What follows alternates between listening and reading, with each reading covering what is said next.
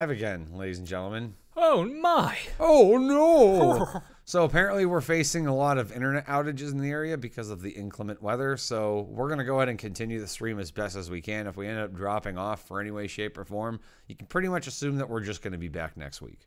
Yeah, and for those of you that don't know, we are based in Cleveland, Ohio, which at this time of the year is essentially Seattle, but worse. Yeah, it's like what fall should be, but it's like the weather deciding on whether or not it's going to freeze the rain or whether it's just going to be snow. So, on that note, we will carry on my wayward son.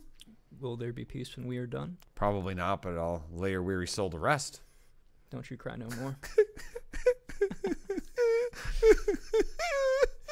All right, so we'll skip over some of the other kind of hardware stuff we were talking about. We got through a lot of the RTX topics that we were talking about and a lot of the storage. To be honest with you, a lot of the kind of cutting edge stuff that came out in the last week, or the big news of the last week, was just people talking more about RTX and the new offerings from Intel and AMD. Yes, and the Z390 boards too. And Z390 boards as well, yes.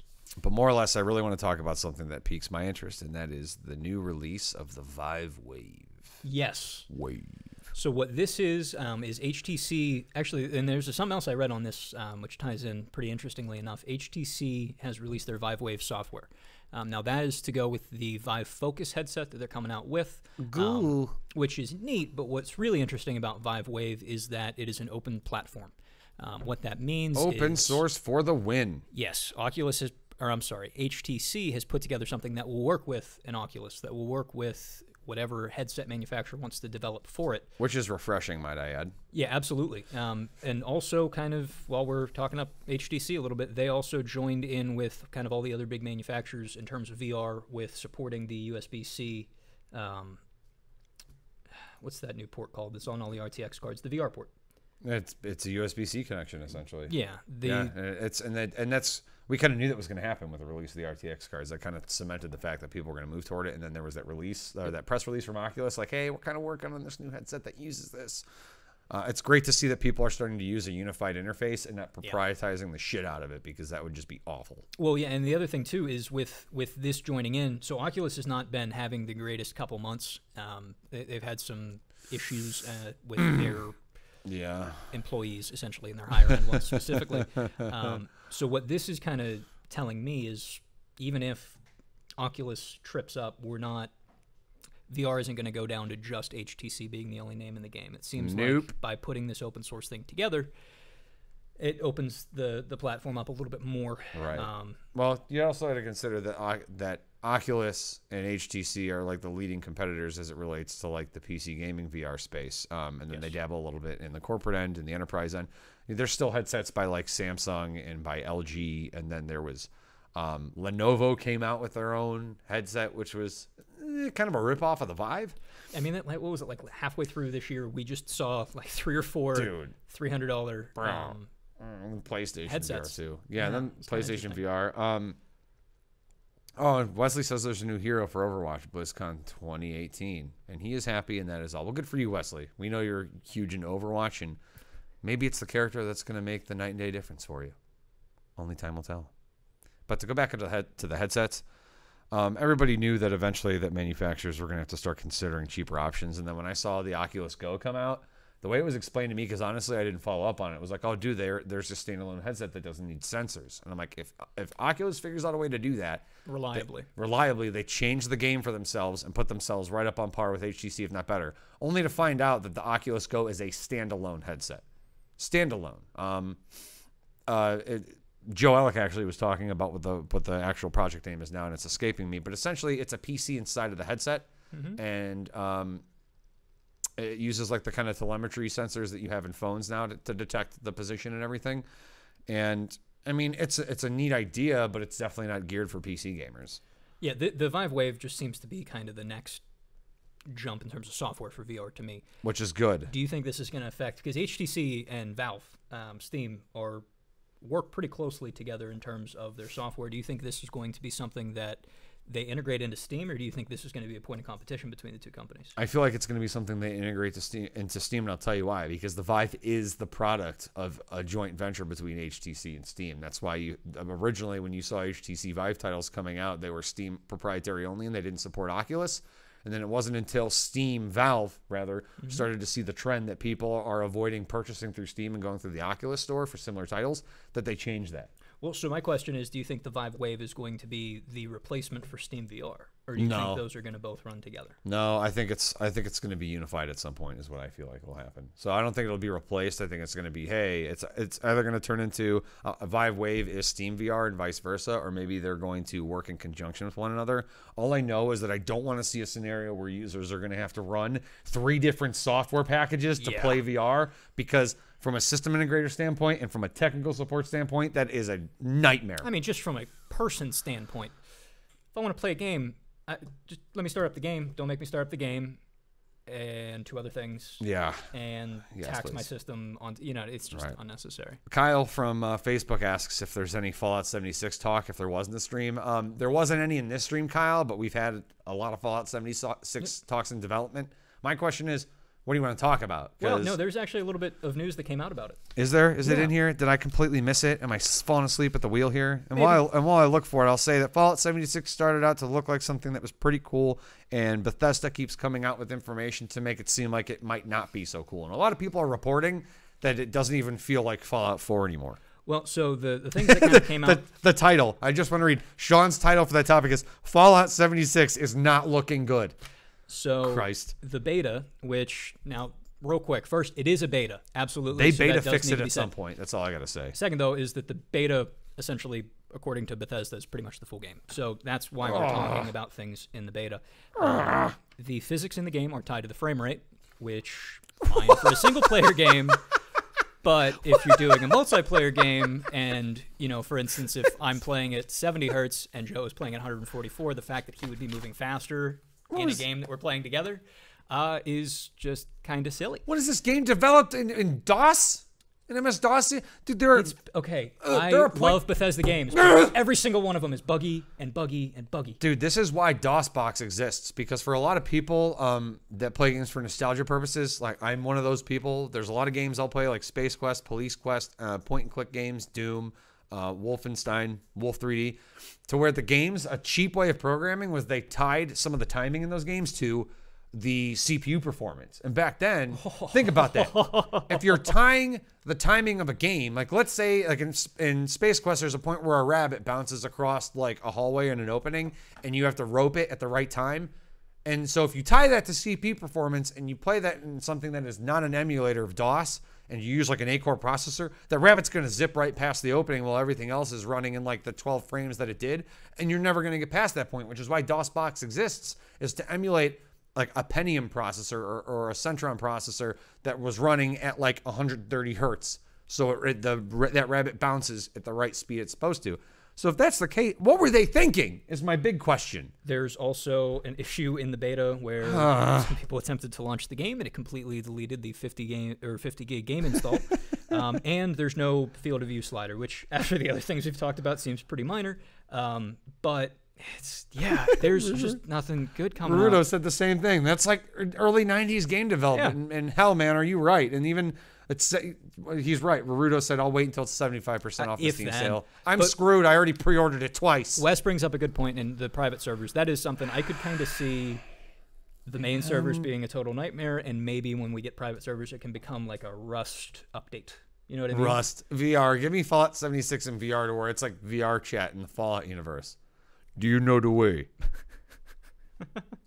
Yes, I know the way. Do you know the way? Yeah, and in other gaming news, we also got a little bit more information on Red Dead Redemption 2. Hopefully, that means that it's coming out on PC relatively soon. Yeah, so by that, what Sean is saying is that people broke apart the companion app code and saw that there were specific taglines and calls for PC settings, which is always good. The question is, Sean, do you feel like now that this is released and it is public information, that it's going to light a fire under Rockstar to make this PC adaptation a lot sooner than they anticipated? No. Yeah, it's Rockstar. It's Rockstar. They don't care. They don't care. No, it's just like, you'll get it when you get it. GTA 5 within a year. 3 years later, here's your GTA 5. It's buggy, but have fun. Listen, that game is God tier. God tier. It apparently is pretty good. There was something interesting. Did you hear anything about what is it? Trusted reviews and what happened between Take-Two and regarding Red Dead Redemption 2? I didn't hear about that. No. So essentially, so Trusted Reviews is a British website that deals with gaming news, things like that. Mm-hmm. In February, they put out an article like you see on just about every publication, like Kotaku, things like that. Sure. That was, hey, here's the information that we just got leaked for Red Dead Redemption 2. So that happened in February. Wow. As of a couple days ago, that website donated £1 million to charity, or $1.3 million. Hell. Which sounds that's great. That's fantastic. Where'd that money come from? Where'd that money come from? Apparently because Take-Two threatened to sue them. So they dumped all their money and filed bankruptcy. No, they did that kind of as a quote-unquote settlement in a way less official manner. Okay. That's the theory, is that essentially Take-Two is, we're going to sue you, and then they went, what if we donate to these charities? And Take-Two was like, fine. I mean, that's great. I mean, that's kind of a win-win. That's like taking a really terrible situation and making it into something positive. Like, but what does that mean for the future? Like, is Kotaku going to be able to keep... Like, are we going to be able to hear about Fallout 76 before Bethesda releases anything about it via... Are we going to be able to talk about rumors? If absolutely. Litigation like this is happening. Here's where it probably bit them in the ass, is when they talked about it, they made official statements and said it was official news before it was made official news by the actual source. So, especially us on the live stream, when we talk about rumors or we say things like reported or allegedly, that's why we say those things. That article did have allegedly in it. That was that was what and was they still got pressed. They got pressed because the Take-Two said that the data came from something internal that was against. Oh yeah, you can't do that. You can't do that's like me. But why is the responsibility? Does the responsibility actually fall on the publication, or does it not fall on Take-Two to keep their security better? No, I mean, dude, you can't. The thing is, you can put guidelines in place, but as a human being, you cannot control other human beings. You can only have faith in them, but you cannot sit there and breathe down their neck and expect them to do what you need them to do. And that's like no different than if we're talking about something that we're told in confidence by our intel rep, and it's not public information, and we're not supposed to say it. That's like me saying, our intel rep supposedly said, because I use the word, but I'm referencing somebody who would clearly have that information accurately. Like, we don't do that for a good reason. Yes, of course, we are privy to a lot of information that consumers aren't, but that's part of being in the business. Sometimes we need to know that information so we can prepare for the future in terms of launches, in terms of making sure that we educate consumers with the products that we're offering so they understand where the placement is and the value in using it. So, I mean, I can guess I can see both sides of it, really. Yeah, the thing that worries me really isn't necessarily this specifically. It's what comes after this. Oh, the fallout of the situation is what you're asking. Well, probably 76 problems, but a game ain't one. Actually, the game is one. It's a really bad problem. Speaking of a bad problem, EA is deciding to come out with something known as Project Atlas, which is basically a way in which that developers can utilize an AI framework to develop their games and then use said AI framework to drive their games. Look, after the smashing success of EA's Origin, I think this is going to be wonderful. Smashing, Basil! Smashing! Yeah, I mean, they're trying to do the same thing that Microsoft was trying to do with the Xbox One, and I don't know if anybody remembers this, but that was one of their selling points when they released what the Xbox One was. They were saying that the Xbox One as a network was going to be like a cohesive infrastructure of combining the hardware's local power and Xbox servers to make dynamic changes, meaning they could determine that when you're in the middle of playing a football game, if there is actually weather in the city in which you're playing a football game in Madden and it's raining, it will start raining in the game. And they could do that live through the cloud with the Xbox One. And they're like, oh, that's how the Xbox One is a seamless interface because it doesn't need all that power to do it. It can lean on the Xbox Cloud service to do it. And that's kind of what EA is trying to do. But they're thinking about it internally in the sense to where they want to allow developers to use this Project Atlas engine to then handle like 30% of the game development that you normally have to develop in-game, in-engine to do, which in theory sounds really awesome. In practice, I mean, to be honest with you, the thing that scares me the absolute most out of this is Skynet. The fact that it's EA. It's Skynet. I mean, No matter what they do, I really hope the microtransactions are still there. I hope it's good. I do, but yeah, it's EA. Like, Said they've nobody had a ever. rough couple years. I mean, if we're going nice, they've had a rough year that would equate to a rough decade. Is how I feel. I mean, Battlefront 2 was the greatest game ever made. I know. If you want to spend like 300 hours unlocking a Stormtrooper. Well, or, Joe, to be fair, you could also spend $200 on top of the $60 game. I mean, but that's how, if you don't have to get the full experience if you don't want, ladies and gentlemen. You can just get the basic experience for $60 and then spend either $200 flat rate, or you can lease the option to play these characters for $29.99 for a year, and then you have an option to own it for an additional $40. EA is the new Konami. EA is the new Sprint. I don't know, man. Like, Konami, I think EA might be worse. I was not wrong. They're like the bigger, worse brother.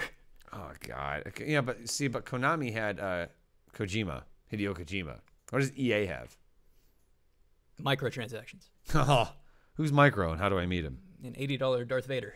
An $80 $60 Luke Skywalker. You know it's a with little cleft screwed lip. up. And I don't want to rag too much on Battlefront 2, but you know it's a little screwed up when the amiibos that you can buy for your Wii, that's a little like toy, cost less than a playable character in a game you already paid for. Yeah, dude. I paid like $7 for my Link for my Switch. And in every game I play, it's the gift that just keeps on giving.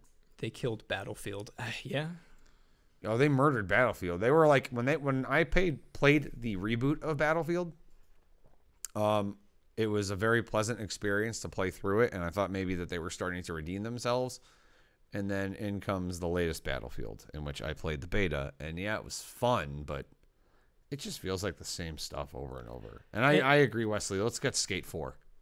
No more Tony Hawk's Pro Skater, because they butchered the hell out of that series after like 5 years. Dude, Skate had, what was it, the carnage of, I forget what it was, but the entire game mode was you would start at the top of like a giant ramp, and then your goal was to destroy yourself. And the more broken bones you got. I don't remember that. Oh, it was so much fun. I don't remember that. I just remember Skate going from Tony Hawk's Pro Skater. It was like, it was a huge effort just to push your board with Hall your of feet. Meat. It was the Hall of Meat. Yes, Wes. Oh, man. Yes, Wes! Man, now I want to play that. Actually, we were talking a little bit about Battlefield. I do think that both of us, especially today, are going to have a pretty low opinion of Battlefield, because I've been having a blast with Black Ops 4. Dude, I played Black Ops 4 for the first time last night, and it was amazing. Only because it reminded me of PUBG's game engine. We did Blackout pretty much exclusively. Yeah, we did Blackout, and even though I really hate the first person aspect because I'm used to third person from PUBG, I got used to it because it felt like I was playing on an even keel with everybody. It was like the third match I had played, and I got 3 kills, like just playing nonchalantly without taking it too serious. It was super fun. I like the fact that it tells you when you break their armor, because then you're like, oh, dude, I just broke their armor. I'm going to push and take them out. Yeah, that was really cool. There's a lot of just kind of quality of life things, and that's what I find kind of interesting is when I was playing PUBG, and I love PUBG. Absolutely love PUBG. But I kind of forgot of how kind of tight and well playing a game that you play online competitively should be. And oh, yeah. It was very fast-paced. I feel overwhelmed, though. Snappy.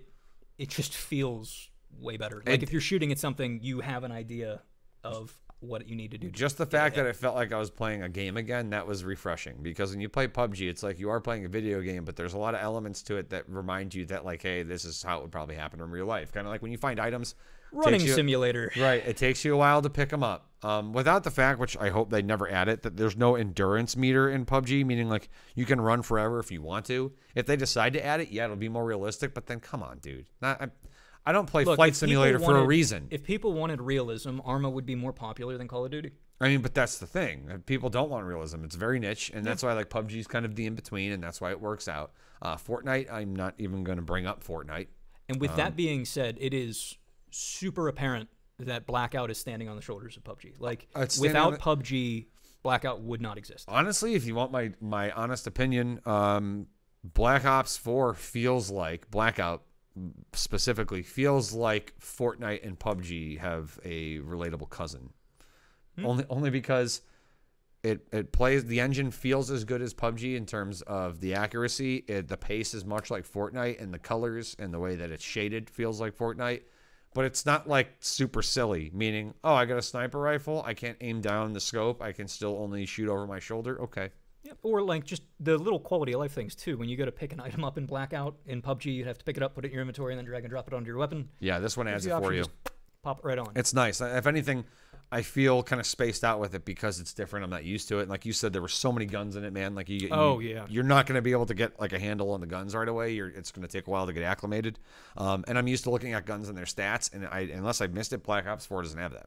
You can't be like, this gun's a little bit better than that. It's just a description, like a semi-automatic rifle that has a slower burst of fire, and you're like, okay. It is definitely far faster paced. It is far faster paced, which is not a bad thing. Speaking of which, I'm going to pick up speed a little bit because we're getting close to when we're going to end the stream. So I'm going to talk about the AVA news real quick. Ooh. Now today, ladies and gentlemen, is the last day for our Halloween sale, and it's a pretty big deal because we are offering free rush processing. Free rush processing, and that typically scales in a manner to which desktops are like around 150. Workstations usually around $300. High-end liquid cooling systems are usually like $4, and we're giving that to you free of charge. So what that does is rather than a 2 to 3 week turnaround time, we are going to ship it within a 1 to under 2 week turnaround time. So if you're looking to get a system fast, especially the approaching holiday season, you might want to jump on that today because this is the last chance you're ever going to get to do that.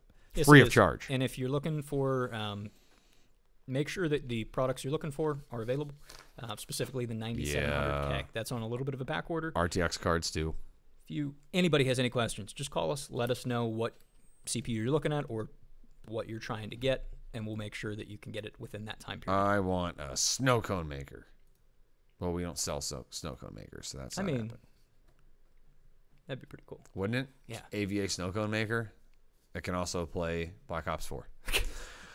Also, we are continuing our game streams. Last month was excellent. It was fun. It was entertaining. We had a lot of engagement, so we're going to keep going forward with that. We got to hear Wes scream. We did get to hear Wes scream, and I'm almost considering that we're going to do like a series that is just jump scare. And right now, Wes is likely going to be like the primary individual to do that because I was crying within like the first 2 minutes of watching Wes play. Where I sit is like what it's called, Outlast 2. There's probably 2 cubicle walls, 3 or 4 real walls, and a door between where I sit and where Wes was streaming. And you could hear it all. And just hearing in stereo the scream in real life, and then like 2 seconds later on the stream. Yeah. It was fun. Dude, it was. I was working from home at the time, and I pulled the stream up, and just like hearing him like, oh, dark, dude, oh.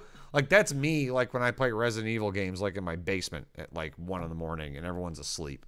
So, we're going to start Tuesday, Wednesday, and Thursday. If you have any requests and what you want to see us play, let us know. I am tinkering with the idea that we will play the new Walking Dead game on Tuesday. We're just trying to get a consensus internally to see who would be willing to do that. But that game releases on Tuesday, and it's basically The Walking Dead and Left 4 Dead had a baby. With a lot more realism to it. We covered it on a previous stream. Yeah, it essentially looks like an updated Left 4 Dead 2. Dude, I'm 100% on board for. I really hope it's going to work. The studio that did the Chronicles of Riddick games is the one that developed it, so I mean, I have a lot of good hopes for it, so we'll see what happens.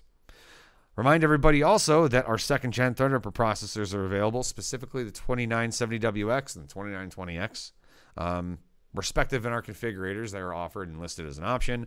Great value for these CPUs if you're looking for cores, and more cores. If anybody's doing a workstation build in the next month or 2, go with Threadripper. Threadripper. Go with Threadripper. Threadripper. It's going to be wonderful. And then also, this is tomorrow is the last day for our AMD Radeon bundle with our games. So you're looking at Strange Brigade, Star Control, and Assassin's Creed Origins. Assassin's Creed Origins alone is worth the deal. Like spending and getting whatever you got to get these games. I mean, it's a $180 value. So why wouldn't you do it? Buy an RX 580 and an RX 570 graphics card. And we actually have a few of those in stock. So really, if you just want to get like a graphics card that you can gift to one of your friends just so you can get these games, like give me a call, give our sales line a call, and we'll give you a good deal on an RX 580 or a 570. No problems doing that at all. No, absolutely. So. Absolutely. Man, speaking of which, I really hope AMD is going to do a lot better with their next cards. And I know that's a hope and a prayer at that point, but I know that But you know what? With them they're not in the succeeding race. as much as they did with Ryzen, I have more confidence in AMD as a company than I did 3 years ago. Oh, I do too, without a doubt. AMD feels like an entirely different company as it relates to Ryzen, just because of how much better they're doing with their products, the kinds of ways that they're listening to consumers and companies that use their technology. I mean, look at the Epic CPUs, man. I've been building out a lot of Epic CPUs lately, and when you compare those to some of the Xeon offerings, it's just hands down. It does not make sense to consider Xeon for some of your applications, especially because AMD offers so much PCIe bandwidth in their CPUs compared to Intel, dude. It is insane. Yeah, and actually, Ruru was talking a little bit earlier about how Intel has like 90% of the data center market. Yep. I think we're going to see that change. It will change, especially, and a lot of that, believe it or not, you would not ever consider. It's because of their Atom processors. Yep. Because what a lot of people will do is they'll invest in scalable storage, and it's powered by like an M-Atom processor. Well, that's like 3 gigs and 2 cores, and that's all it needs. That's what's so funny is a lot of times all we talk about is like the 9700Ks or the 9900Ks or whatever the top of the product segments are. Meanwhile, most people are using i5s. And a lot of businesses are using all i3s. It's kind of interesting to think what we focus on and then what's the most popular. I know. They're not what you would think. No, not at all. So Wesley said he'll be the victim for entertainment. And I really hope you do. And Chris also said that he'd be willing to play Layers of Fear. And after seeing Chris on his live stream yesterday, dude, was hysterical. Oh, yeah? I don't remember what game it was that him and Joe were playing. Stick fight or something like that, right? Stick fight? Stick fight, yeah. There's 2 stick figures on a platform, kind of like Smash Brothers, and you fight each other in different scenarios and use different weapons. That sounds wonderful. Yeah. Dude, it was hilarious. I put it on, and it's just like Chris and Joe are like, no. So, like, yeah, those kinds of, I don't know what it is. Maybe it's my sense of humor, but when you hear kind of human emotional-based reactions like that out of people when they play games, it's hysterical. Rurutu, I don't think AMD will have an easy time in the Western server market. They will do well in Asia. I think they're already partnered with Alibaba. They are. I don't think we're going to see in the next like 3 or 4 years AMD take a 50% stake or anything like that. But I do think it's going to come to the point where we get like 20% in the data center market, and that's 10% gains is huge for these kind of companies. I will say this though, because when Intel when AMD came out with their Opteron CPUs, they had kind of an idea to extend the lifetime of those CPUs up to a decade, and that's practically what they did. Opteron CPUs. I worked on an Opteron server like a week and a half ago. There you go. I mean, the board died in it. CPUs came out when, in like 2009, maybe? 08 or 09. Yeah, Opterons have been around since the dawn of time. So I'm referring to the very last series of Opterons, because I remember when growing up, this was probably back in like 2002. And I knew everything there was to know about desktop technology, but I knew nothing about server. My brother was working for a local PC company, and I saved up a bunch of money to upgrade my PC. And I'm looking at boards and processors, memory and graphics cards. And I'm like, oh man, look at this it was like a 2-core Opteron CPU. And I'm like, Chris, I want this 2-core Opteron CPU, man, 2 cores. That's crazy. And he was like, are you going to run a server? And I'm like, well, no. And he's like, because that's what that's for. He's like, and the boards look like poop. And he's like, just get this. And he gets me to name an AMD FX processor. That was like an Athlon. Was it an X2? It was an X2. Thing was crazy fast for what it was. Played all the games that I needed to without a problem. I was totally pro AMD back in the day. The problem was when they decided to kind of veer off from their desktop designs. The performance just wasn't there. And at that point in time, Intel was coming out with processors that were like close in price. Yeah. So it didn't make sense. Like their E8500 processor, there are people till this day that are still running Intel E8500 processors, and they're totally happy with it. Oh, yeah. Because why not? Why not, right? It's great. What was the last CPU, or what was the last system that you owned before this? It was a laptop, right? Well, the one before, I have a X79 build right now. Before that, I had a Z170 with a 6600. Z170 with 6600 and a 4 gig GTX 960. That was my first desktop. Wow. Before that, I was rocking an Asus integrated graphics. 3rd gen i5 15-inch notebook. Well, you played League, right? Or Dota? Sir. I played Dota. I declare. Fallout 3 on a really crappy laptop, which, to be honest with you, Fallout 3 on a laptop of that caliber, not bad. It works. Of course. It worked. It's friggin' Fallout 3. It's Xbox 360 tech. Yeah, well, I mean, the notebook was from the same era. Did anybody know, by the way, if you pre-ordered Fallout 76, you get all of the Fallout franchise games free of charge? Oh. I mean, the OG Fallouts, like the ones that were overhead point and click where you would get, when you would start to fight somebody, it was the VATS system. So are you talking like, do you get 3 New Vegas and 4 with that? Or No. This is so the OG ones Fallouts. that you can get on Humble Bundle for like 99 cents regular price? That's right, yes. Gotcha. Free of charge. Thanks, Bethesda. It was nice of you. And it wasn't even Bethesda that owned those games. Bethesda bought the rights to the Fallout franchise, so now they own the rights to those games. It was Interplay. Interplay was the one that developed all the original Fallouts. Fallout 2, and then there was Fallout Tactics, right?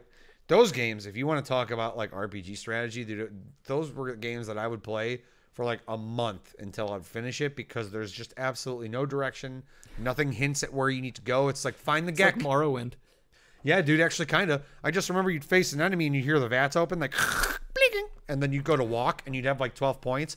And with every step, you'd see your VATS points go down because using your feet would take up points. So you'd be like, okay. It's like kind of like chess. Like, I'll move. Or it's kind of like steps and then XCOM shoot. almost, it sounds like. Exactly. It's exactly like XCOM. Yeah. Like, if it wasn't for Fallout, games like XCOM wouldn't exist. Easily. The first gaming PC I built was an i7-950 with Radeon HD 5850. Naruto, Dude, I have a server at my house that's currently running an i7-970. Naruto, did you BIOS flash the 5850 to be a 5870? I hope you did. I asked because Zach here, he did the same thing to his card. And was that the one he did with the cooler? Yes, and it started to have a lot of weird anomalies, so he was just like, I quit, and then bought a 1080. Oh, well, no, he had some card that it was overheating, and rather than, he just zip-tied a CPU cooler to it and ran it for like 3 days. Yeah, we had an old Hyper 212 Evo heatsink that like was in a damage claim, and we couldn't, like, there was no way to salvage it, so we just bought the customer a new one and shipped it. He did not do it. Okay. And so oftentimes what we do in the support department, when we get damaged stuff, but it's functional for testing, we'll hold on to it to be able to like, hey, I got to test this system. I don't have a CPU cool for it. You pop the heatsink on and call it a day. I'm pretty sure I might have a 5850 sitting in my cabinet right now that I use for testing. Yeah, you probably do. I gave that Hyper 212 heatsink to Zach because we ended up having like 3 of them at one point that were just redundant and they had no resale value. And then the next thing I know, we get a photo of Zach zip tying this Evo 212, the Hyper 212 Evo onto a graphics card. And it worked. I upgraded to a 1070 2 years ago. Good call. Choice. Very good choice. And that's, yeah, the 70 series, the more time I spend in PCs, the 70 series is the series that excites me the most. Oh, 80s and 80 Ti's are cool. The 70s are really kind of... Make some things tingle, huh? Tingle 1070s. Even the 2070, I mean, out of the new 3 cards from NVIDIA, the 2070 is the one that excites me the most. It's because it's a good value. That's like the sweet spot. But even still, people are complaining like, oh, 1070 for $500? No.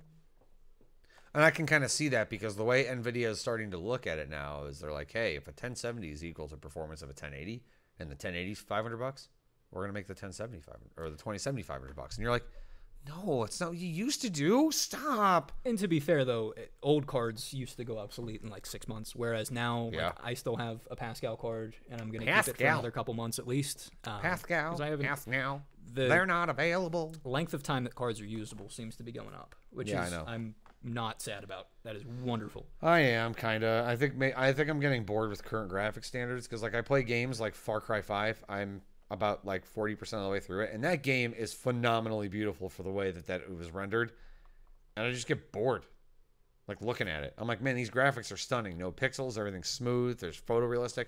I'm bored. I don't know why. I miss the period of time where people would just kind of break down barriers with graphics, and you would just get so super excited to play a game. Like when they released footage in PC Mag of how ID Software was developing Doom 3 and what it looked like, I was like, that is not a video game. Like, no, this is gameplay footage. No, it is not. Nope, don't believe it. And then it came out and I played it and my PC could barely play it. And I'm like, this is fucking amazing. And then the same thing with Crysis. My brother was like blown away at the fact that my AMD FX, that same AMD FX processor I was talking about, and I had, I want to say like 7800 GT at the time, was able to push Crysis enough, like on medium settings. He was just like, how the hell is your play PC doing Crysis this? At medium? Yeah, dude. At like 40 frames a second, it was great. Yeah, actually, and then I remember I got really desperate one time, so I impulse bought a 9800 GTX just so I could play Crysis and play like Assassin's Creed. And I was living with my brother at the time, and he was so pissed because he's like, "How are you gonna pay rent? You could afford that. How are you gonna pay rent?" I'm like, "I'll figure it out." And then like the bills came, and I'm like, "I can't afford this." And I took it back to Micro Center. Yeah, but you got a couple days of good gaming out of it. Dude, I did. Shout out to Micro Center. Yeah, I absolutely did. And then I ended up getting a really good deal on an MS-1722 notebook that we ended up like we bought. Dude, it had a 9800 GT in it. It supported Core 2 dual CPUs. Very familiar with the MS-1722. Yeah, It's like 6 of them sitting in a cabinet right now. We have so many of them here. Oh my gosh. We as a company, we bought like 8 of them because they were, I don't know if they just weren't in demand at the time, but we got them for a really good price, so we bought them all. And we ended up just using them internally for usage. Oh, they were reliable and they were good. Had good specs. It's just they were so reliable that they lasted past the point of where they're up. It was almost they were too reliable. Oh, You're like, why haven't you died yet? Break, please. No, so I remember like Misha heard me at the time, heard me complaining about the fact that I was on my way to Micro Center after I sold the Core 2 quad I bought to a coworker. Matt at the time was in our R&D department. I sold him my hardware because I'm like, no, I didn't want that. I want this instead. So on my way to Micro Center to buy a new PC, basically all the parts for it, and I rear-ended this woman avoiding getting T-boned. And all that money had to go to paying for the damages to her car.